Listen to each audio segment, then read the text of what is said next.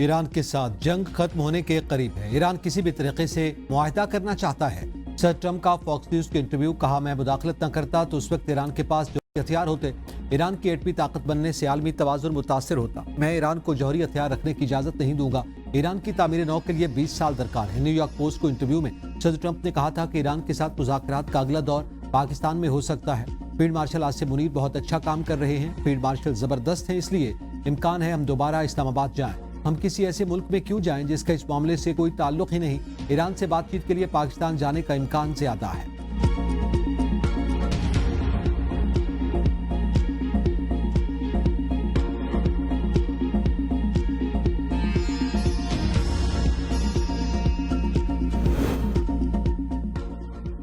Iran से मुज़ाकरात जारी हैं, जंगबंदी बरकरार है। ईरान के मुज़ाकरात जिस मकाम पर हैं उस पर बेहतर महसूस करता हूँ। अमरीकी नायब सदर जेडी वेंस का यूनिवर्सिटी ऑफ जॉर्जिया में खिताब, तकरीब से खिताब, तस्दीक की कि ईरानी मुज़ाकरात का डील चाहते थे। सदर ट्रंप ईरान से छोटी नहीं बल्कि जामे डील चाहते हैं। डील ऐसी हो कि ईरान न्यूक्लियर हथियार हासिल न करे, रियासती दहशतगर्दी न करे और ईरान अवामे आलमी मईशत का हिस्सा बन सकें। अमरीका और ईरान के दरमियान अतम एतमाद एक रात में दूर नहीं हो सकता। ईरान नॉर्मल बने तो अमरीका इक़्तिसादी तौर पर नॉर्मल मुल्क जैसा बर्ताव करेगा। 49 बरस में इस आला सतह के अमरीका ईरान मुज़ाकरात नहीं हुए। मैंने पाकिस्तान में कहा था कि बहुत पेशरफ्त हुई है मगर जामे डील न हो सकी।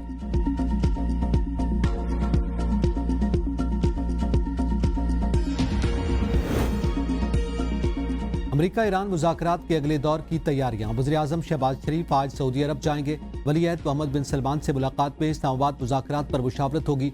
वज़ीर-ए-आज़म सऊदी क़यादत को मुज़ाकरात की पेशरफ्त से आगाह करेंगे। पाक सऊदी ताल्लुकात, इक़्तिसादी ताउन और इलाक़ाई सूरत हाल पर तबादला ख्याल होगा। वज़ीर-ए-आज़म तुर्किया में अंतालिया डिप्लोमेसी फोरम में शिरकत करेंगे। वज़ीर-ए-आज़म की तुर्क सदर रजब तैयब एर्दोगान और दीगर आलमी रहनुमाओं से मुलाकातें भी मुतवक्के। वज़ीर-ए-आज़म सऊदी और तुर्किया के बाद कतर भी जाएंगे। नायब वज़ीर-ए-आज़म और वज़ीर ख़ारजा इसाक डार, वज़ीर इत्तलात अताउल्लाह तारड़ और मुआविन ख़ुसूसी तारिक फ़ातमी भी वज़ीर-ए-आज़म के हमरा होंगे।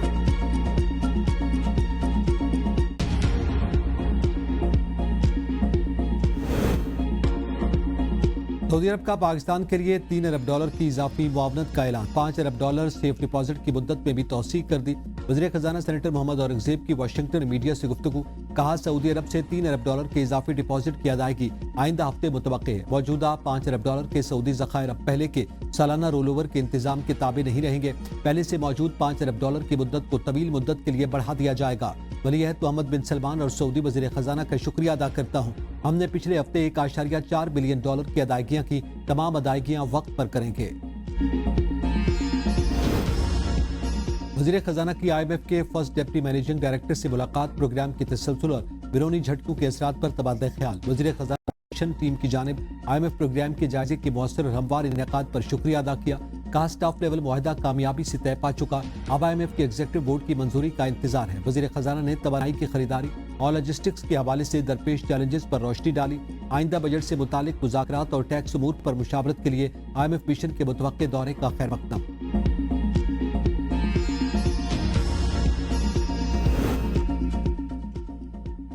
पाकिस्तान स्टॉक मार्केट में तेजी का रुझान बरकरार। 100 इंडेक्स में 4,967 पॉइंट का इजाफा, 1,70,000 से ज्यादा पॉइंट्स पर ट्रेडिंग। गुज़िश्ता रोज मार्केट 1,65,634 पॉइंट्स पर बंद हुई थी।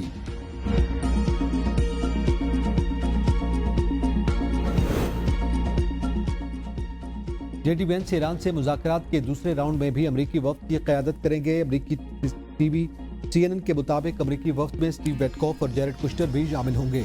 सदर ट्रंप ने ईरान से बातचीत का सिलसिला आइंदा रोज में बहाल होने का इम्कान जाहिर किया था। अमरीकी मीडिया के मुताबिक यूरेनियम की अफजूदगी मुअत्तल करने का मामला हल तलब है।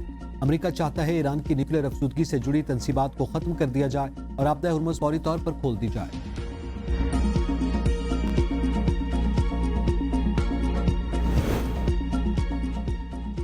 सेक्रेटरी जनरल अक़वाम मुत्तहिदा एंटोनियो गुतेरेस का नायब वज़ीर-ए-आज़म इसाक डार को फ़ोन। ईरान अमरीका मुज़ाकरात पर पाकिस्तान के किरदार की तारीफ, खित्ते में अमन के फ़रोग़ के लिए पाकिस्तान की कोशिशों को सराहा। मशरिक़ी वुस्ता के बहरान का कोई फ़ौजी हल नहीं, संजीदा मुज़ाकरात को दोबारा शुरू होना चाहिए। बैनुल अक़वामी बहरी आमद-ओ-रफ़्त के हुकूक़ और आज़ादियों का एहतराम होना चाहिए। एंटोनियो गुतेरेस की इस्लामाबाद में मुज़ाकरात पर पाकिस्तान के किरदार की तारीफ। इसाक डार का खित्ते में अमन व इस्तेहकाम के लिए मुकालमे और सफारतकारी जारी रखने के अज़्म का इयादा। ईरान और वस्ती एशिया के साथ तिजारती रवाबित में अहम संग मील। गिबत बॉर्डर टर्मिनल फाल। नेशनल लॉजिस्टिक्स कॉरपोरेशन ने गिबत बॉर्डर टर्मिनल को बैनुल-अक़वामी सड़कों के जरिए तरसीली निज़ाम के लिए फाल कर दिया। पाकिस्तान के इलाकाई तिजारती रवाबित बजरिया ईरान को मजीद फरोग हासिल होगा। ईरान के जरिए वस्ती एशिया तक रसाई रिवायती अफगानिस्तान रूट से मुख्तसर, जामे, महफूज और जदीद है। ईरान के जरिए मुख्तसर और मुतबादिल राहदारी ने पाकिस्तान की वस्ती एशिया तक रसाई को यकीनी और अफगानिस्तान पर इन्हिसार खत्म कर दिया। पहली खेप VTIR फ्रेमवर्क के तहत ईरान के रास्ते उज़्बेकिस्तान रवाना कर दी गई। ईरान ने आपदा हुर्मुज़ की अमरीकी बहरी नाकाबंदी को खतरनाक गलती करार दे दिया। पाकिस्तान में ईरानी सफीर रजा अमीरी मुकद्दम कहते हैं कि अमरीकी बहरिया नाकाबंदी गैर कानूनी और इश्तियाल अंगेज है।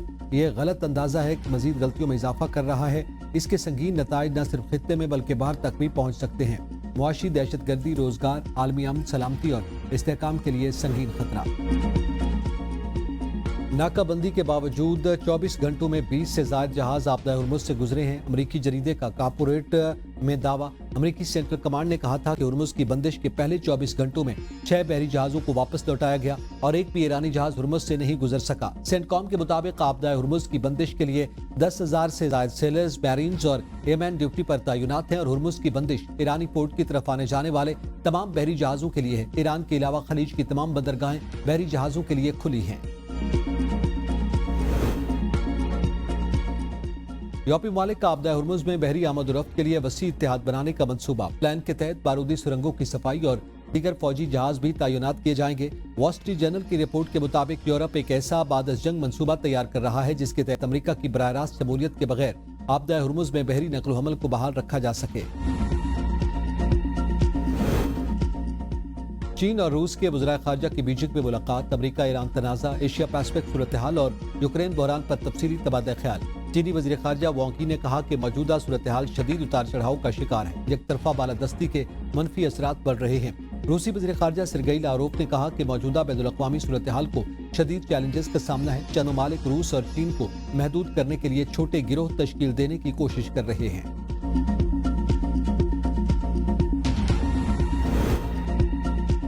चीन के मुआशी मफादात या शहरियों के खिलाफ इक़दामात पर जवाबी कार्रवाई। चीन में नया कानून मंजूर। वज़ीर-ए-आज़म ने दस्तखत कर दिए। 20 शिकों पर मुश्तमिल नया कानून फौरी नाफिजुल अमल। कानून के तहत किसी भी मुल्क ने चीन के मुआशी मफादात, शहरियों या इदारों के खिलाफ इक़दामात किए तो चीन की जवाबी कार्रवाई का सामना करना पड़ेगा। ऐसे गैर मुल्की अफराद और इदारों की फहरिस्त भी तैयार की जाएगी।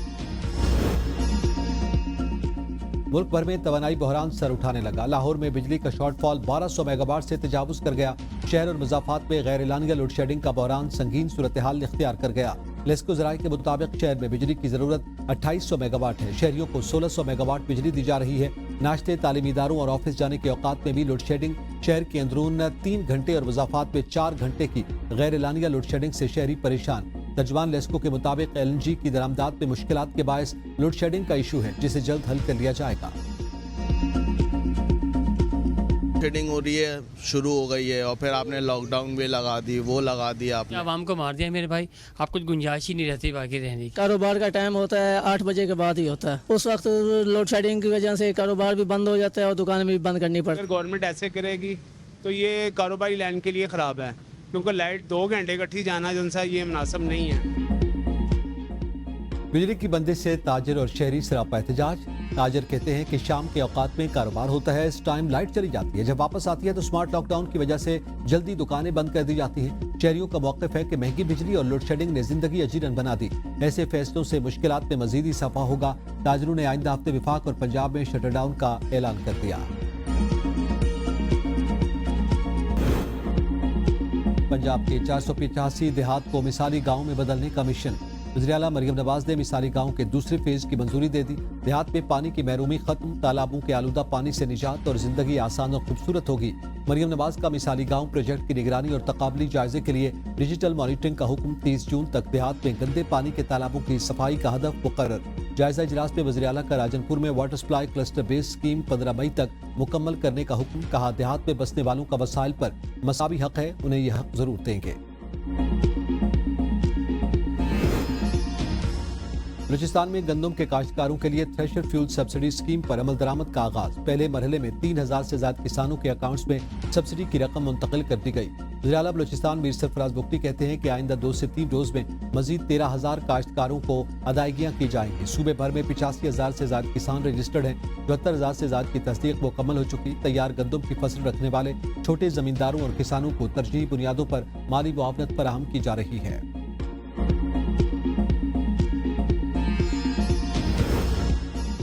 खैबर पख्तूनख्वा के सरकारी अफसरान और मुलाजमीन की गैर मुल्की शहरियों से शादी पर पाबंदी आए। सूबाई हुकूमत ने नया कानून मंजूर कर लिया।